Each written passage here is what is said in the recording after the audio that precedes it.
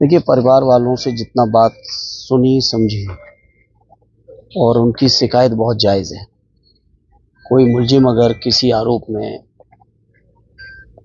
थाने तक आया तो कानून है, नियम है, 24 घंटे के अंदर उसके चालान होके जेल भेज दो। बाकी केस निष्पक्ष जांच के साथ आगे बढ़ता रहेगा और मामला न्यायालय में चला जाएगा।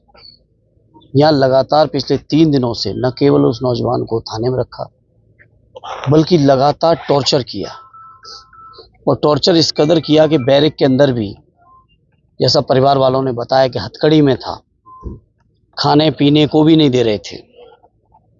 और परिवार वालों को अचानक दूसरे दिन सूचना मिलती है आज सुबह कि थाने में उसकी डेथ हुई है। इस तरह से घटना मैं समझता हूँ लगातार हमारे राष्ट्रीय अध्यक्ष जी कह रहे हैं कि उत्तर प्रदेश सबसे ज़्यादा कस्टोडियल डेथ हो रही है, और आजमगढ़ में भी इस तरह घटना सामने आई। तो मैं समझता हूँ योगी जी की सरकार और पुलिस अपने को न्यायालय भी समझ लिया, इन्होंने अपने को ईश्वर भी मान लिया है कि यही जो करेंगे वो न्याय देंगे, चाहे भले ही कितना ही अत्याचार करते रहें। इस नौजवान और उनके परिवार के साथ जो हुआ है, निश्चित तौर पर ये पुलिस प्रशासन का घोर अन्याय, अत्याचार है, शोषण है, और एक दलित नौजवान के साथ हुआ है। वैसे भी उत्तर प्रदेश में बहुत बुरा हाल हो गया है, दलित पिछड़े मुसलमान भाइयों को रहना दूभर कर दिया है बीजेपी के लोगों ने। सरकार के इशारे पे आतंक चल रहा है। कोई कहता है कि मैं इस सेना का सदस्य हूँ, उस सेना को जैसे कानूनी अधिकार मिल गया हो। दलित सांसद के हमारे घर फूका जा रहा है, आजमगढ़ में एक दलित नौजवान की थाने में हत्या की जा रही है। तो इन तमाम चीज़ों के लिए हम समाजवादी लोग चुप बैठने वाले नहीं, और निश्चित तौर पे इस परिवार के लोगों को न्याय दिलाएंगे हर हाल में।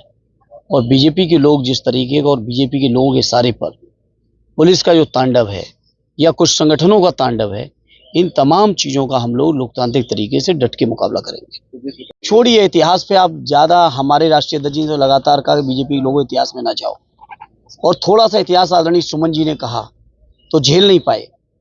इसलिए इतिहास की परतें खोदने से बेहतर ये है कि कैसे भविष्य बेहतर हो, रोजगार मिले, किसानों को न्याय मिले, हमारे दलित पिछड़े लोगों को हक अधिकार मिले, नौकरियां मिले, आरक्षण मिले, जो बाबा साहब देके गए हैं उसका पालन हो। हम लोगों का टारगेट ये है।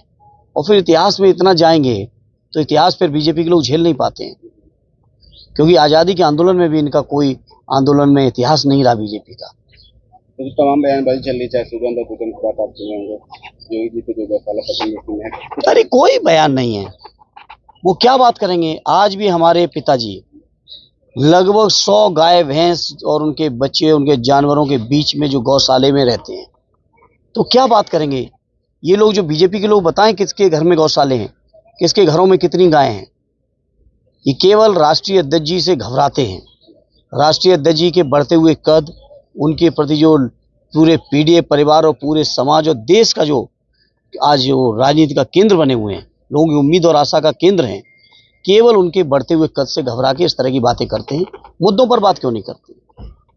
इसलिए मैं आज यहाँ आया हूँ, मोर्चरी पे आया हूँ। मैं इस परिवार के लोगों को न्याय दिलाने का हर संभव प्रयास करूंगा। ये मैं आपके माध्यम से भी लोगों को विश्वास दिलाना चाहता हूँ, और व्यक्तिगत तौर पर भी परिवार से मिलकर मैंने यही कहा है।